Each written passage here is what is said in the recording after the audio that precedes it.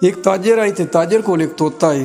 तोता बड़ा ही कीमती आई। तो ताजर किस भी मुल्क के जावे आ तजारत वास्ते तो वो अपने तोते वास्ते कोई ना कोई अच्छी शै लैके आंदा। उत्थों का फल हो गया, कोई हलवा हो गया। तो जान लग्या तोते 10 जगह भी दसदा है कि मैं किहड़ी जगह बहना।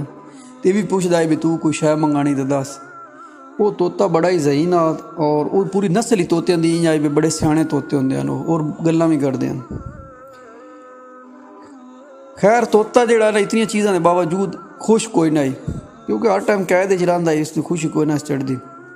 एक जड़े ताजर जड़ा ना किसी उस इलाके का नाम लिया जिस इलाके चो तोता आया हुआ। ताजर आख्या भी मैं फलां इलाके जा रहा तो तू अगर कोई तेरा कोई चीज़ होवे पसंद तो मैं दस मैं लैके आसा। तोते आख्या इस फिर कोई और शायद ना लैके आवी। उत्थे एक जंगल है, जंगल चला जाई, उत्थे गुरु तोता होंदा तो उन्होंने मेरा सलाम देवी तो उन्होंने आखी भी आज़ादी मुबारक हो। खैर उन्होंने गल बड़ी अजीब लगी ताजर ने। उसका ये केड़ा पैगाम है? उसने कहा चलो ठीक है मैं दे के आसा, ठीक हो गया। ताजर चला गया अपने जिमें तजारत करता रहा। जिसले वापसी आन लगा ना तो उन्होंने याद आई कि मैं तोते आखाया भी मैं वह सलाम वो गुरु तोते तक पहुँचा तो पैगाम भी। खैर वो जंगल हाल चला गया। उत्थे एक ही शहर बड़ा जंगल है, जंगल चला गया तो वो जा जा तो वेखदा रहा भी उहदे रंग का कोई तोता नज़र आवे तो उन्होंने दसो। एक मेन जो जंगल गया तो बड़ा वड्डा ही ना पिपल का दरख्त, उहदे उत्ते काफ़ी सारे उस रंग के तोते बैठे हैं जी जो तोता उस कोल आए। उस तो आवाज़ मारी भी तुहाडे कोई गुरु तोता है?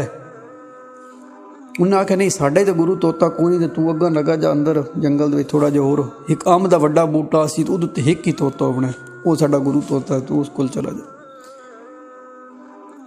खैर उत्थे अगर चला गया तो बाकी जंगल च अंब का बूटा ही।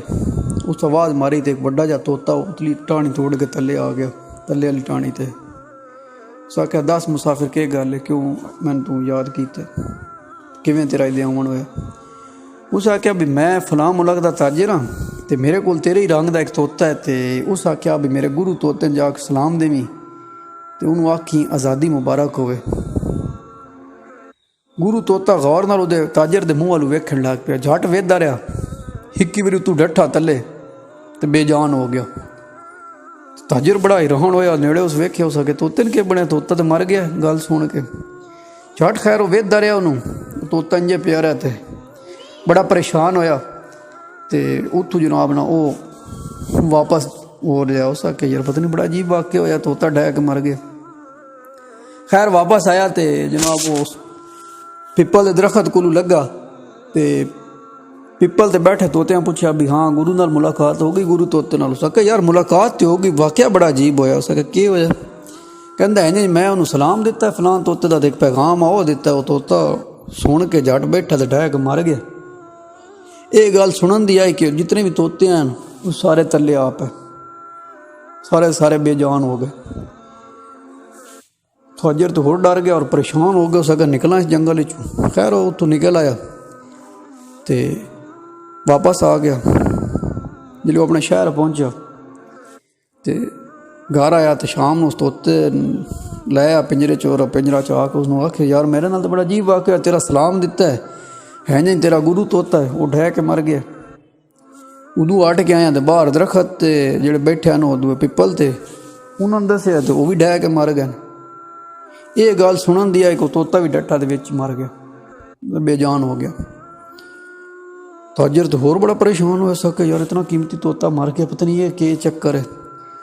खैर मोयू शायद क्या कर सकता। जनाब पिंजरे का दरवाज़ा खोलिया, चाक तोते बाहर कड्ढे उसते रखे उसे करके, मतलब जिवें बंदा दीवार ते रख देंदा पर आपे कोई उठाया जा सी अगे।